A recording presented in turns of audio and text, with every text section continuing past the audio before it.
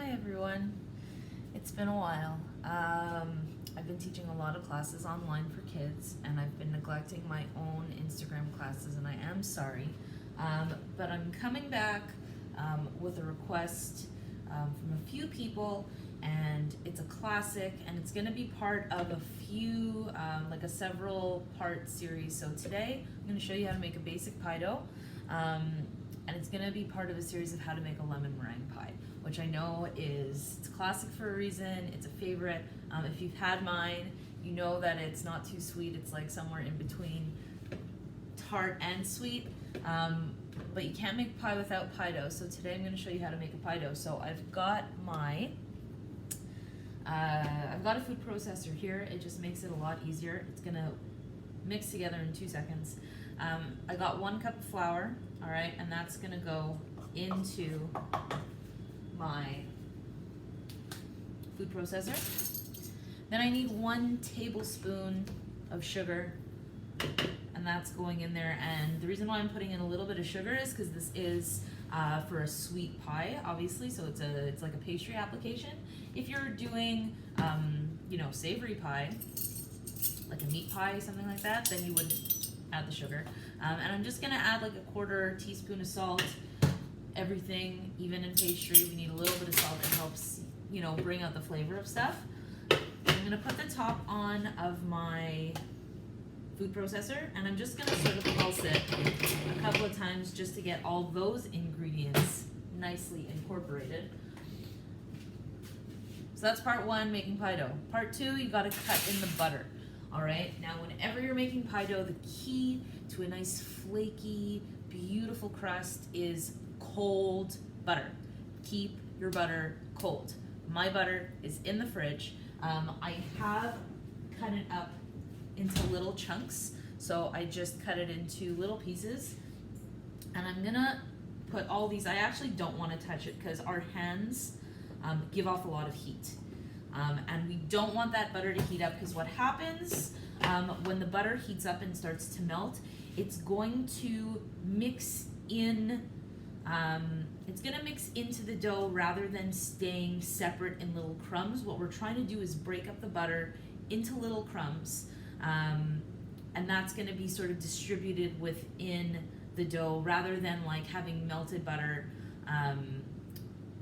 which isn't gonna make any kind of fluffy pastry. So when the butter stays cold in your pie dough, what happens when it goes into the oven is that the butter melts, creates steam, and then that steam is what creates the flakes and the fluffiness, or I should say the flakiness, actually, not fluffiness, flakiness.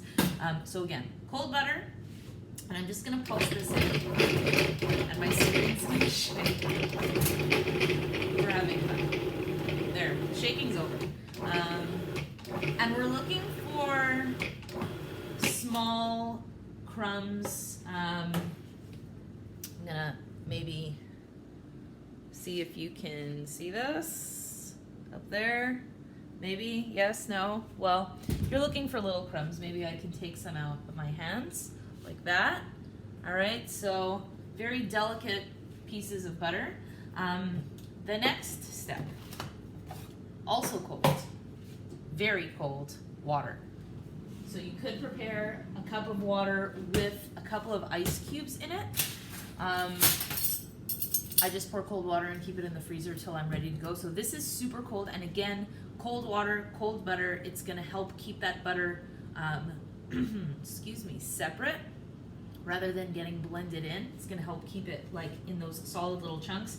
Now you do need to use a little bit of coordination here. So there's no magical amount of water because everybody's kitchen is different. There's different humidity levels, different temperature. You don't want it to be too sticky, so you never want to pour like a whole bunch of water into your pie dough in one shot. You want to add it in gradually and mix it in, and you really just want the dough to just come together.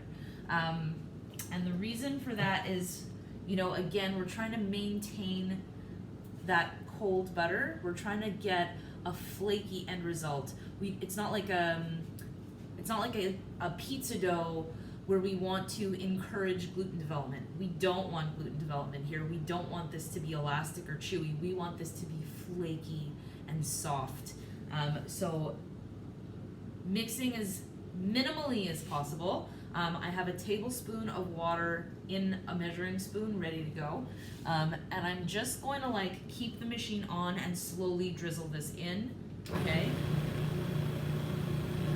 And let that mix in, and you can pulse it a couple of times.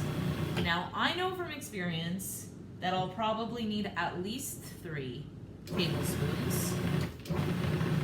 But again, everyone's kitchens are different, and every day is different. So that's 2 tablespoons, and mine's already starting to come together. But I don't think I'm quite there yet, so I might need like another drop.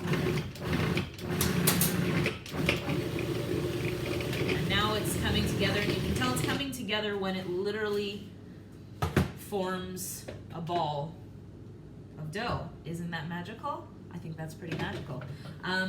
So that is pie dough. You can use that for any kind of pie.